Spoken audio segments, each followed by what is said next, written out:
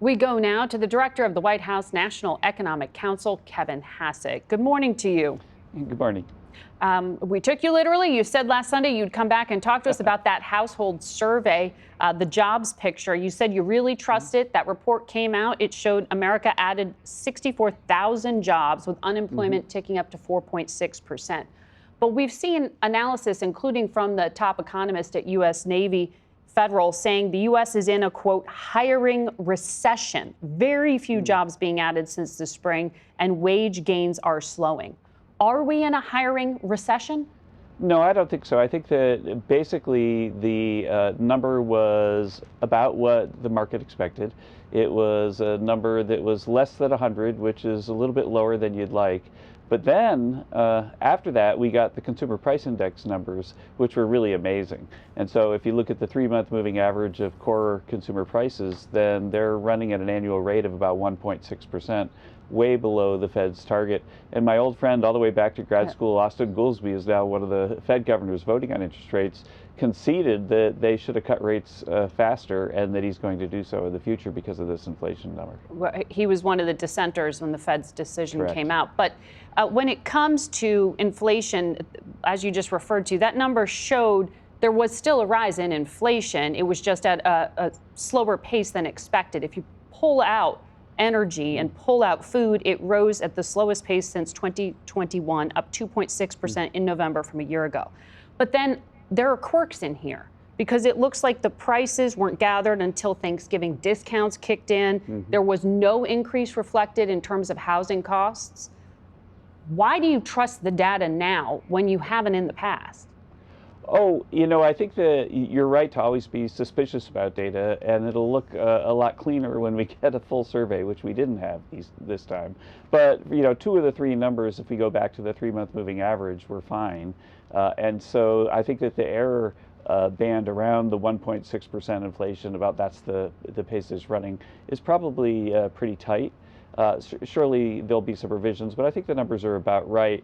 And I usually, Margaret, don't like to go to year over year when we're talking about what's going on with inflation, because that includes a lot of high inflation Biden months in the back, and fewer and fewer as we get further into the year. But I think that the trajectory right now is best seen by the 3-month moving average, and that's below 2, below the Fed target. So it means the Fed, as Austin Goolsbee said, has plenty of room to cut rates. But the president said inflation has stopped. You'd acknowledge that's an exaggeration. Well, I guess the inflation being above the target has stopped, for sure. And so, but inflation is not zero also. That's fair.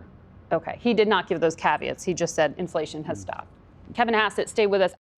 Welcome back to Face the Nation, and we continue our conversation now with the director of the White House National Economic Council, Kevin Hassett. This past week, we saw the president announce further changes to immigration policy. He halted diversity visas. There are now 39 countries on this travel ban or restricted list. This is in addition to all the deportations and revocations of asylum. The business community has made clear that the constant changes make it hard for them to plan, particularly in the small business category. They're concerned about a labor shortage, and we've seen the U.S. workforce lose more than 1 million foreign-born workers in the past year. Are you hearing those concerns from the business community? Actually, it's the opposite. So in the sense that native-born workers are up more than 2 million. And so what we've seen is that as foreign-born workers, and a lot of them, don't forget, were illegal immigrants that have been deported, that when foreign-born workers depart, then it creates jobs for people who are native-born. The interesting thing, too, which I'd like to remind everybody, is that native-born Americans aren't necessarily racially distinct at all. And so the majority of the native-born jobs that have been created over the last year are Hispanic Americans. It's just basically taking folks that are legally in the country and getting the jobs to them is what we see in the data. Well, the Associated General Contractors of America didn't say they're replacing those workers easily. They're saying they're having a hard time doing that, and issued a statement saying it's a significant challenge, urging the administration to look at ways to expand the construction workforce and allow more people to lawfully enter the country. Right. Well, one of the things we're seeing, this is exactly how markets work, right? So construction workers, their salaries this year have gone up by $3,300 on average, according to the latest report. Because of the scarcity. Well, but when the price goes up, then people say, "Oh, I should go." And I used to be a construction worker, but now I'm doing something else. I should go back to construction work because the salaries are so high. And so we're seeing a lot of that go on. And so we're very bullish on construction, and really happy to see that wages are going way back up. And so instead of having basically illegal people come in and take jobs away from native-born Americans at low wages, we're seeing people re-enter the labor force at high wages. But to be clear, from the business community, part of the question is what is legal? Because you're changing the definition and pulling back asylum from some groups. So there's confusion at the constant change in policy. Will there be clarity in the new year? Oh, there will definitely be clarity in the new year, and I think there's clarity now that what we've done is that we've made it so that people who are legally residents of the country and legally allowed to work, that they're basically top of the list when you're looking for somebody to hire. Let me ask you a bit about tariffs. Since as far back as July, we have heard the president refer to this idea of $2,000 checks being given out to households. The Treasury Secretary said this would go to households making less than $100,000. Should Americans plan to receive those checks in 2026? That's going to depend on what happens with Congress. Congress is going to have to send those money to those people. But the thing we can say is that since July, we've had a lot of positive news about the economy. We've had a couple of quarters of almost 4% growth. We've got a big government surplus, actually, running for a few months in a row. The deficit relative to last year is down by $600 billion. And so in the summer, I wasn't so sure that there was space for a check like that. But now I'm pretty sure that there is. And so I would expect that in the new year, the president will bring forth a proposal to Congress to make that happen. So a new proposal for these, it's not necessarily coming from existing tariff revenue? Oh, well, it could come from tariff revenue, but in the end, we get taxes, we get tariffs, we get also revenue from lots of places, and then Congress decides how to spend those monies. That's an appropriation. And so this would have to be money that would be an appropriation. So don't bank on it, in other words. So are you projecting that in the new year, certain tariffs will remain in place, or do you see some of them going away? I think that most of the tariffs that we've passed this year have proven their mettle. We've got still high growth, which people said we couldn't if we had tariffs. We have reduction in the deficit, reduction in the trade deficit. Imports from China are the lowest they've been since China entered the WTO. So there's a lot of success to crow about in the tariff space. But there are also things that we're hearing when we talk to people like trading partners and companies that trade a lot in the U.S. There are also things that maybe could be adjusted. You saw that we decided to exempt coffee, for example, because we don't make a lot of coffee in the U.S. And coffee prices are up.